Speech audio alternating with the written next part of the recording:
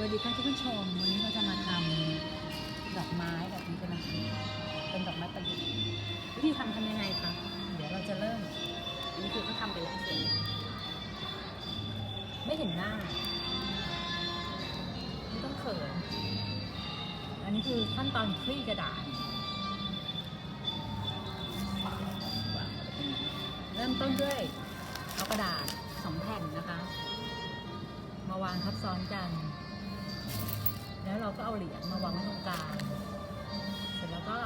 หุ้มเหรียญนั้นนะคะจับเป็นม้วนขึ้นมานะคะจับม้วนเสร็จแล้วเราก็ใช้หนังยางอันเล็กๆนะคะม้วนไป2 ครั้งค่ะม้วนหนังยางครั้งที่1ครั้งที่2นะคะพอม้วนเสร็จแล้วเราก็คลี่ชั้นละนอกออกก่อนนะคะคลี่ทีละชั้นคลี่ก่อนคลี่ออกมา